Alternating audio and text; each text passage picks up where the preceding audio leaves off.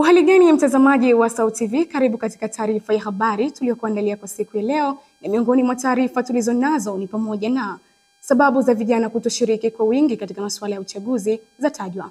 Rais wa Marekani Donald Trump amkosoa vikali Putin kwa mashambulizi yake huko Ukraine. Na katika michezo, mashabiki wa klabu ya Simba waliona mwamuzi wa mchezo wa fainali hapo jana dhidi ya RS Berkane. Kwa hayo na mengine mengi, ongozana nami Catherine Kaberege nitakayekusomea habari za kitaifa na kimataifa. Ramadhani Mshana atakusomea habari za biashara, na katika michezo tutakuwa naye Lucia Mkono. Tuanze na habari za kitaifa.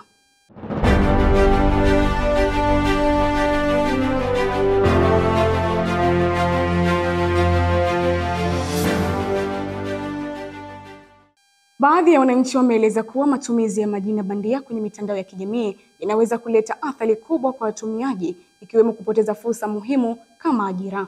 Wakizungumza na SAUT TV Habari, wananchi hao wamesema matumizi ya majina yasiyo halisi huweza kumfanya mtu kuonekana hana uwazi wala uwajibikaji, hali inayoweza kuathiri hata upatikanaji wa nafasi za kijamii au kitaaluma, na kutoa wito kwa jamii kutumia utambulisho sahihi ili kujenga taswira chanya ya mtandaoni.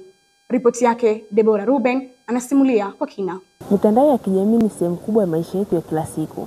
Lakini je, tunatumia vipi mitandao hii katika kujiwakilisha? Tunatumia majina yetu halisi au tunatumia majina ya utani au nicknames kwa lugha nyingine? Na zipi athari za kimaadili na za kinidhamu zinazotokana na matumizi ya majina yasiyo sahihi mtandaoni? SAUT TV imezungumza na baadhi ya wanafunzi kuangalia athari hizo za kimaadili pamoja na za kinidhamu. Mitandao ya kijamii natumia jina langu halisi ni kwenye mashughuli yangu.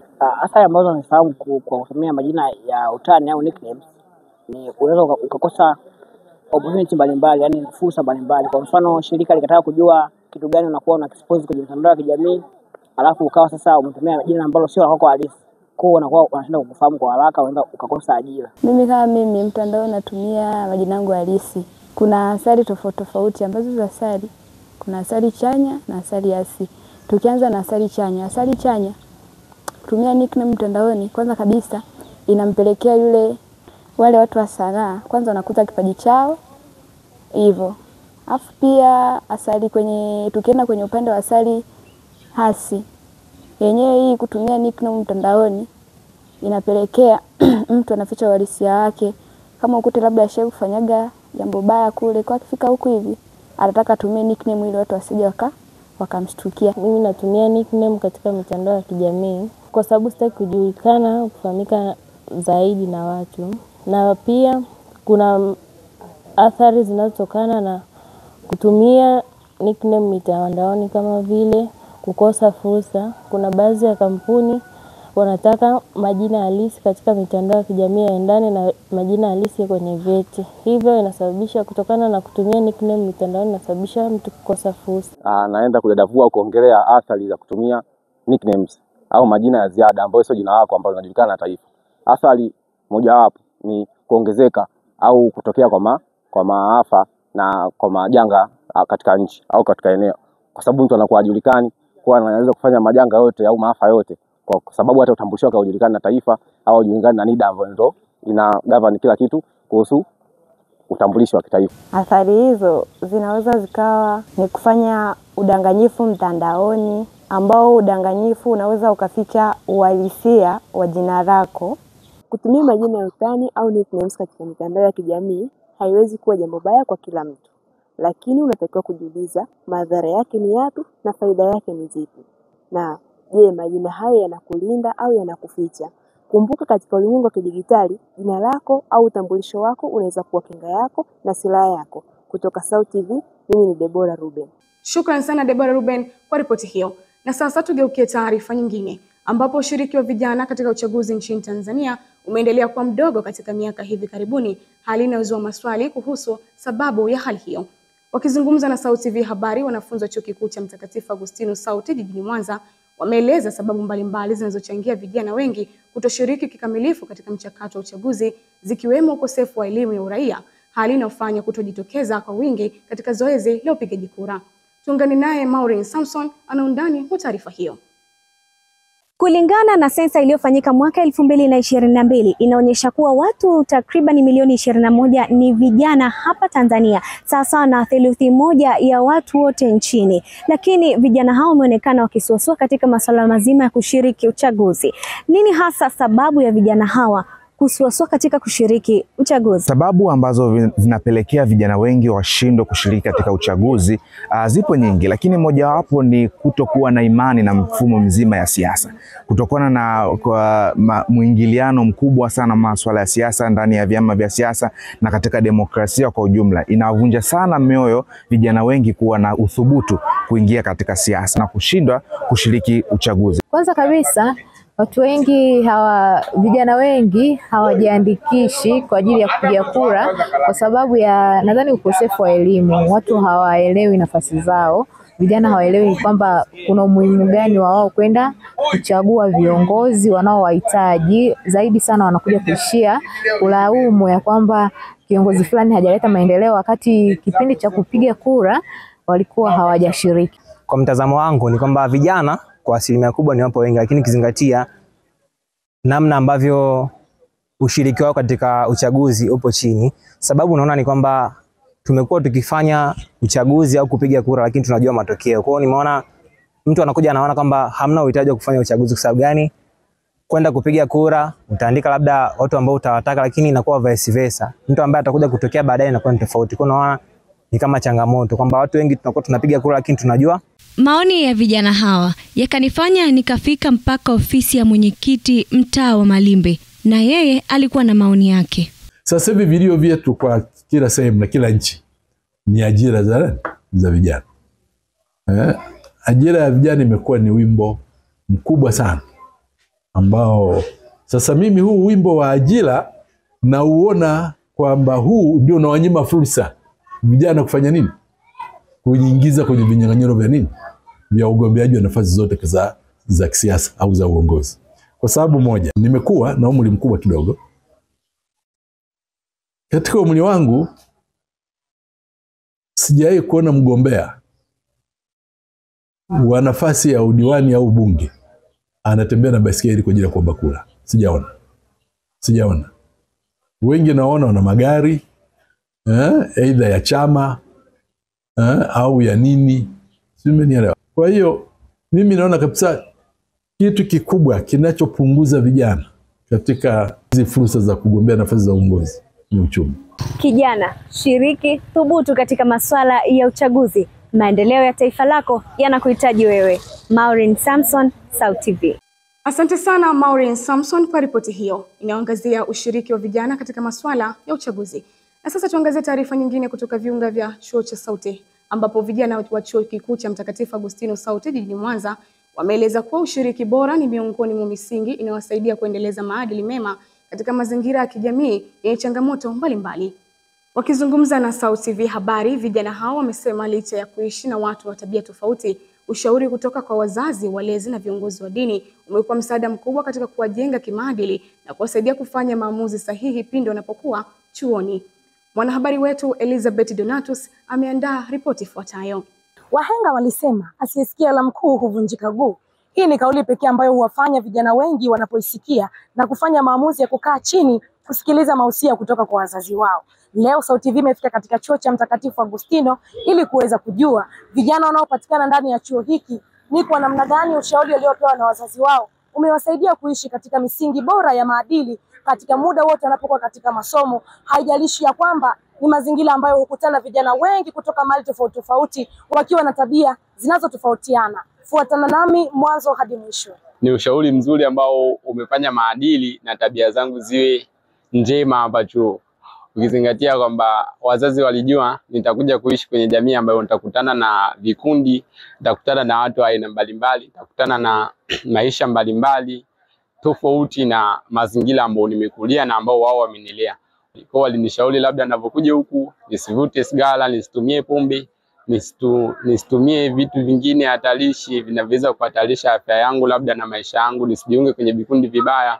Kwa ushauri ambao niliopewa na wazazi wangu kabla sijaja chuo, ni ushauri ambao mpaka leo umekuwa na msaada mkubwa sana kwangu, kwa sababu baadhi ya maneno ambayo niliyoambiwa ni pamoja na kujiepusha na makundi pindi ninapofika chuoni, kwa sababu vioni tunakutana na watu wengi. Kwa hiyo wakawa wamenishawishi kwamba wamenishauri wakasema kwamba chuoni unapokutana na makundi au unapokutana na watu, basi jikumbuke ni wapi ulipotoka. Kwa kauli hiyo ya kuniambia nijikumbuke wapi nilipotoka inanifanya mimi niendelee kupambana na kuto kuendana na jinsi maisha ya halisia ya chuo yalivyo. Mbali na vijana wa kiume kueleza jinsi ushauri kutoka kwa wazazi wao ulivyowasaidia kuepuka makundi mabaya na kuamua kuchagua marafiki wema, kwa upande wa mabinti nao walikuwa na haya ya kueleza. Wakati nakuja chuo, kabla sijaja, wazazi wangu walikaa na mimi kuongea na mimi kama binti yao. Walinishauri kujitunza. Kingine walinishauri kuchangamana na watu wenye akili, marafiki wazuri. Kingine waliniambia niwe makini, nisiige watu wengine wanavyoishi, niishi kama mimi, nisifuate mikumbo ya watu wengine. Kwa kweli ushauri ambao wamenipa wazazi wangu umenisaidia sana kuishi maisha ya maadili. Waliniambia kwamba nikienda chuoni niishi maisha ya kumpendeza Mungu, ila kwa namna ambavyo walinisimi ya kwamba niishi maisha ambayo yatampendeza Mungu pamoja na wao, sio maisha mabaya.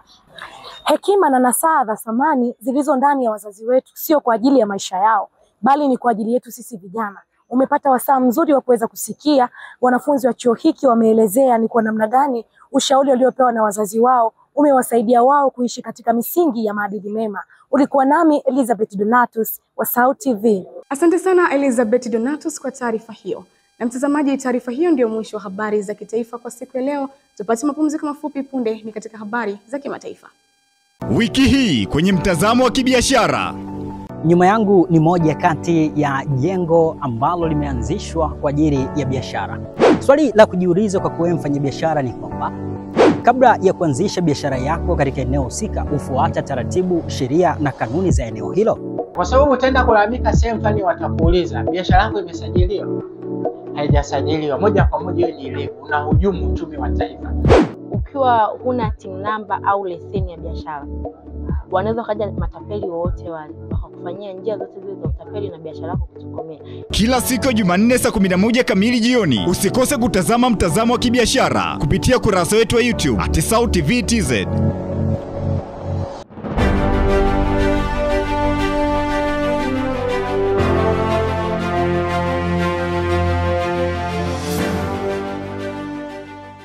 Karibu tena mtazamaji wa SAUT TV, na tuendelee na taarifa zetu tukiangazia habari kutoka nje ya mipaka ya Tanzania.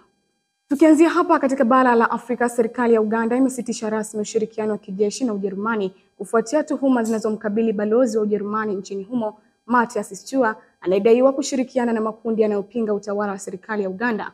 Mamlaka ya Uganda zinasema hatua hiyo inalenga kulinda maslahi ya taifa na usalama wa ndani wa nchi hiyo. Na kwingineko kimataifa, hii leo Rais wa Marekani Donald Trump amkosoa vikali Rais wa Urusi Vladimir Putin kufuatia shambulizi kubwa la anga nchini Ukraine ambalo limesababisha vifo vya watu 13. Trump ametoa kauli hiyo katika taarifa yake kwa vyombo vya habari, akitaja tukio hilo kuwa ni tishio kwa amani na usalama wa kimataifa. Ripoti kamili na mwanahabari wetu Ishindi Kadege. Tukianzia barani Afrika, taifa la Uganda rasmi limesitisha ushirikiano wake wa kijeshi na taifa la Ujerumani kutokana na tuhuma zinazomkabili balozi wa Ujerumani nchini humo Mathias Stua, ambaye anatuhumiwa kujihusisha na shughuli za kuipindua serikali na kushirikiana na vikundi vinavyopinga serikali ya nchini Uganda. Kwa mujibu wa ripoti ya vikosi vya ulinzi vya Uganda, vimetoa tangazo hilo kufuatia ripoti ya ujasusi nchini humo ambazo zinaashiria kuongezeka kwa kasi katika mvutano wa kidiplomasia. Katika ripoti hiyo ya UPDF inasema kuwa balozi Stua alihusika katika kuipinga serikali ya Uganda chini ya Rais Museveni, ambapo inaelezwa kuwa balozi huyo ni miongoni mwa watu wanaokosoa serikali hiyo, akiwemo mkuu wa jeshi wa nchini Uganda Jenerali Muhoozi Kainerugaba, ambaye pia ni mtoto wa rais wa nchini Uganda Yoweri Museveni. Ujerumani, ambayo imekuwa ikiunga mkono Uganda kwa muda mrefu ikiwemo kutoa msaada wa vifaa vya kijeshi, bado haijajibu hadharani juu ya taarifa hiyo ambayo imetolewa na Uganda. Na huko nchini Marekani, rais wa Marekani Donald Trump amemkashifu vibaya rais wa Urusi Vladimir Putin kutokana na kufanya shambulizi kubwa la anga nchini Ukraine ambao limepelekea vifo vya watu takriban 13. Kauli hiyo ya Trump inakuja mara baada ya Urusi kufanya shambulizi kubwa zaidi katika mji wa Kyiv nchini Ukraine siku ya Jumapili, kipindi ambacho Moscow na Kyiv walikuwa katika kufanya mchakato wa kupokezana wafungwa. Kwa mujibu wa ripoti za maafisa wa Ukraine zinaeleza kuwa shambulizi hilo limesababisha vifo vya watoto wanaokadiriwa kuwa na umri wa miaka 8 mpaka 17, huku watu wengine zaidi ya 50 wakijeruhiwa vibaya. Kwa upande wa rais wa Ukraine Volodymyr Zelensky ameibuka na kueleza kuwa hamasa ya rais wa Urusi Vladimir Putin kufanya mashambulizi hayo inatokana na ukimya wa Marekani pamoja na Umoja wa Mataifa kwenye kusuluhisha mgogoro huo. Na kwa kuhitimisha, mkurugenzi wa shirika la wakfu la kutoa msaada wa kibinadamu huko Gaza GHF anayejulikana kwa jina la Jack Wood amejiuzulu kwenye nafasi yake mapema leo hii mara baada ya kubaini kuwa shirika hilo haliwezi kutimiza majukumu yake kwa namna nzuri ya msingi ya kutoa huduma za kibinadamu. Hatua hiyo ya Wood kujiuzulu inakuja ikiwa tayari Umoja wa Mataifa pamoja na taifa la Marekani ulikuwa ukilipinga shirika hilo wakilituhumu kushirikiana na Israel, taifa ambalo limekuwa likisababisha maafa makubwa huko Gaza. Kabla ya kujiuzulu kwa Wood, shirika hilo lilikuwa na mpango wa kutoa msaada wa milioni 300 katika miezi mitatu ya mwanzo ya operation huko Gaza, jambo ambalo lilikuwa haliungwi mkono na Umoja wa Mataifa pamoja na taifa la Marekani, na jambo hilo limepelekea Wood kuweza kujiuzulu kama mkurugenzi wa shirika hilo. Jina langu ni Ushindi Kadege wa SAUT TV. Shukrani sana Ushindi Kadege kwa taarifa hizo za kimataifa. Tupate mapumziko mafupi, tukirejea tutaungana na Ramadhani Mshana atakayekusomea habari za biashara. Endelea kusalia nasi.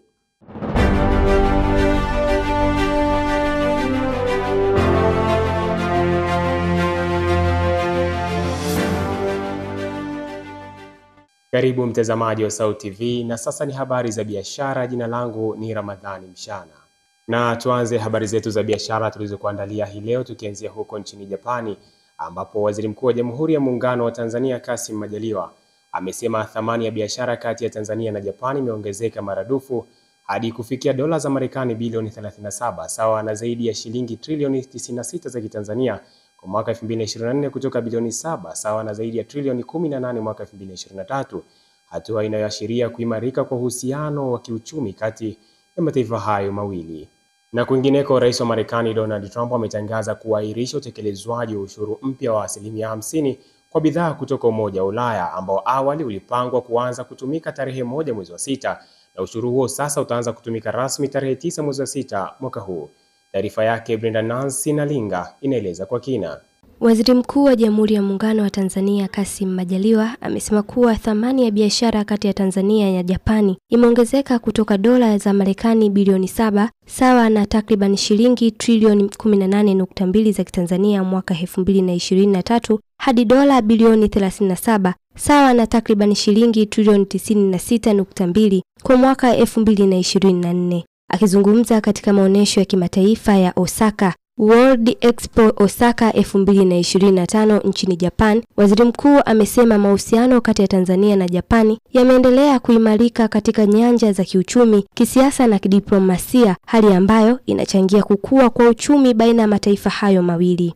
Akitumia jukwaa hilo, Waziri Mkuu ametoa wito kwa wawekezaji na wafanyabiashara kutoka Japani na nchi nyingine kuwekeza nchini Tanzania katika sekta ya elimu, afya, miundombinu, nishati, kilimo na utalii, akieleza kuwa Tanzania imeweka mazingira rafiki kwa uwekezaji na linaendelea kufurahia hali ya amani na utulivu. Pia ameeleza kuwa Tanzania ni kitovu cha biashara katika ukanda wa Afrika Mashariki, Kusini na Kati kwa kuwa inapakana na nchi 7 ambazo ni Uganda, Rwanda, Burundi, Jamhuri ya Kidemokrasia ya Kongo, Zambia, Malawi na Msumbiji, hivyo kutoa fursa ya masoko ya uhakika kwa bidhaa na huduma.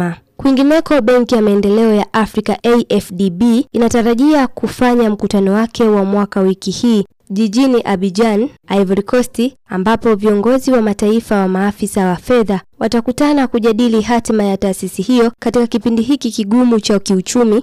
Ajenda kuu ni uchaguzi wa rais mpya na mbinu za kukabiliana na upungufu wa ufadhili unaotishia uwezo wa benki kutoa huduma za kifedha kwa nchi na wanachama. Hatua ya serikali ya Marekani kupendekeza kupunguza ufadhili wa takriban dola milioni 555 kwa AFDB na mfuko wa maendeleo wa Afrika ADF inaibua changamoto kubwa katika mazingira ya sasa ya biashara na uwekezaji barani Afrika. ADF ambao ni chanzo muhimu cha mikopo nafuu kwa nchi zinazoendelea imekuwa chombo muhimu katika kusaidia utekelezaji wa miradi ya kiuchumi yenye athari za muda mrefu. Kupungua kwa ufadhili huu kunatishia kwa kiasi kikubwa uwekezaji katika miundombinu, nishati, kilimo na sekta binafsi, maeneo ambayo yamekuwa nguzo ya ukuaji wa kiuchumi katika nchi nyingi za Afrika. Tumalize habari hizi za biashara na taarifa kutoka huko Marekani, ambapo Rais wa Marekani Donald Trump ametoa ahueni kwa mataifa ya Ulaya baada ya kusitisha ushuru uliopangwa kuanzia wiki ijayo. Hatua hiyo imeelezwa kuwa ni sehemu ya juhudi za kupisha majadiliano ya kina kati ya Marekani na Umoja wa Ulaya kuhusu mizani ya biashara na usawa wa ushindani wa kibiashara baina ya pande hizo mbili. Trump amesema ameahirisha utekelezaji wa ushuru huo ili kutoa nafasi kwa mazungumzo ya kidiplomasia na kibiashara kuendelea. Taarifa hiyo imekuja baada ya mazungumzo ya simu kati ya Rais Trump na Rais wa Kamisheni ya Ulaya Ursula von der Leyen, ambapo kiongozi huyo wa Ulaya amesisitiza dhamira ya Umoja wa Ulaya kushiriki katika mazungumzo ya kina kuhusu masuala ya kibiashara. Ushuru uliopendekezwa unahusu bidhaa mbalimbali kutoka mataifa wanachama wa Umoja wa Ulaya, ikiwemo magari, bidhaa za viwanda na bidhaa za kilimo ambazo Marekani imekuwa ikilalamika kuwa zinapewa ruzuku zisizo sawa kibiashara. Kuchelewesha huku pia kunatoa fursa kwa makampuni ya kibiashara kupanga upya mikakati yao ya usambazaji na bei, huku wakisubiri matokeo ya mazungumzo hayo yanaweza kubadili kabisa mazingira ya ushindani katika soko la kimataifa. Na huu ni mwisho wa habari za biashara. Aliyokusomea taarifa hizi ni mimi Brenda Nance Nalinga wa SAUT TV. Mtazamaji, ni mwisho wa taarifa za biashara tulizokuandalia kwa siku ya leo. Tupate mapumziko mafupi. Tukirejea ni habari za michezo na mwanamichezo wetu Lucia Mkono. Endelea kutazama SAUT TV habari. Mimi ni Ramadhani Mshana.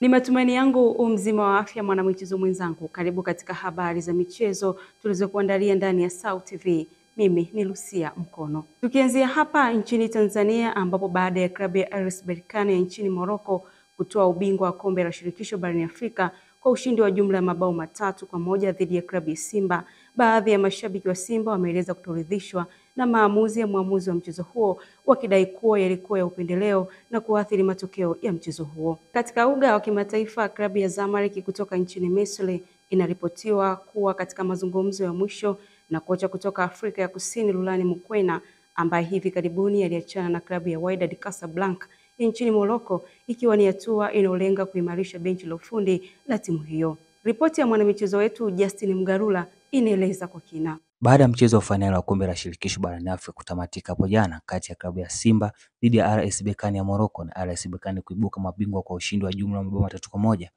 baadhi ya mashabiki wa klabu ya Simba wametoa maoni yao kuhusu mchezo huo, huku wengi wao wakilia na mwamuzi wa mchezo huo kufanya maamuzi yasiyowezesha kwa upande wao. Klabu ya Simba Sports Club wameonyesha uwezo mkubwa katika kulipambania kombe la shirikisho barani Afrika. Ni kombe kubwa ambalo alikutana na timu kubwa yenye uzoefu mkubwa, lakini kwa jitihada zilizofanyika kwa viongozi wa Simba, wachezaji binafsi wameweza kupambana, lakini changamoto mbalimbali, kwa mfano ukiangalia mchezo wa leo, kadi nyekundu ambao alipewa mchezaji mapema kabisa Yusuf Kagoma likawa ni pengo. Kama unavyojua tunamtegemea sana Yusuf Kagoma hasa katika eneo la ukabaji. Kwa kiasi kikubwa mchezo wa leo ulikuwa ni wa kuvutia sana kwa upande wa Simba, ambao matumaini makubwa ya ushindi yalikuwa kwa upande wa Simba, lakini basi mwisho wa siku mwamuzi ndo anayeamua matokeo, anayeamua mchezo. Kwa lakini kama ukiangalia red card ambayo ameipokea Kagoma, kiungo mkabaji, lakini kwa uhalisia hakustahili. Kwanza niwapongeze Berkane, wamekuwa na mchezo mzuri, lakini refari kwa upande wangu leo hakuwa fair. Pia mashabiki wa klabu ya Yanga hawakuwa mbali na wametoa maoni juu ya mchezo huo, huku wakisema Simba wajipange na michezo iliyosalia ya kombe la CRDB pamoja na ile ya ligi kuu ya NBC, ukiwemo mchezo wa kipolo uliopangwa kuchezwa Juni 15 mwaka huu. Lakini kwa michuano mingine ambayo inaendelea ikiwa ni pamoja na ligi kuu Tanzania bara ambayo Simba ukiangalia yuko nafasi ya pili, yuko anashindania na mwenzake yani Young Africans ambao wako kileleni mpaka sasa hivi, ingawa bado kuna changamoto ya ule mchezo namba 184 ambao haukuchezwa kati ya Simba pamoja na Young Africans. Unaona, ingawa bado Simba ako na nafasi ya kuweza kushinda hili taji pamoja na kombe la FA. Pia Simba kama anaweza kujipanga vizuri, akachanga karata zake vizuri, ako na nafasi ya kuweza kwenda kuchukua nini ubingwa.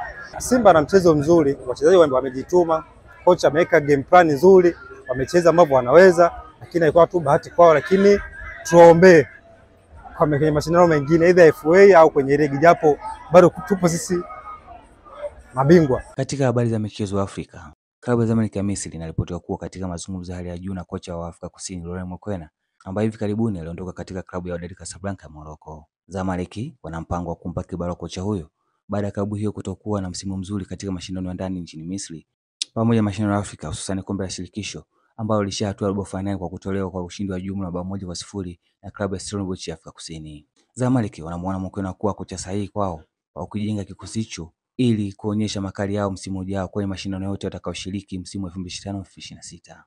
Na katika uwanja wa habari za michezo kimataifa, aliyekuwa kocha wa klabu ya Real Madrid ya Hispania, Carlo Ancelotti amewasili nchini Brazil kwa ajili ya kuanza majukumu yake kama kocha wa timu hiyo ya taifa. Ancelotti aliyetambulishwa siku chache zilizopita kwa kocha wa timu ya taifa ya Brazil, amewasili ili kujiandaa na michezo ya kufuzu kombe la dunia la mwaka 2026.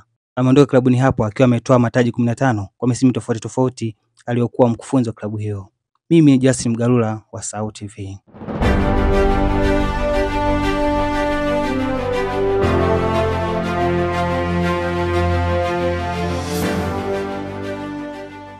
Asante sana Lucia Mkono kwa taarifa hizo za michezo. Na mtazamaji, taarifa hizo za michezo ndizo zinatutamatishia taarifa ya habari kwa siku ya leo, lakini kabla kumaliza taarifa ya habari, tupate tena muktasari wake. Sababu za vijana kutoshiriki kwa wingi katika masuala ya uchaguzi zatajwa. Rais wa Marekani Donald Trump amkosoa vikali Putin kwa mashambulizi yake huko Ukraine. Na katika michezo, mashabiki wa klabu ya Simba walienda muamuzi wa mchezo wa fainali hapo jana dhidi ya RS Berkane.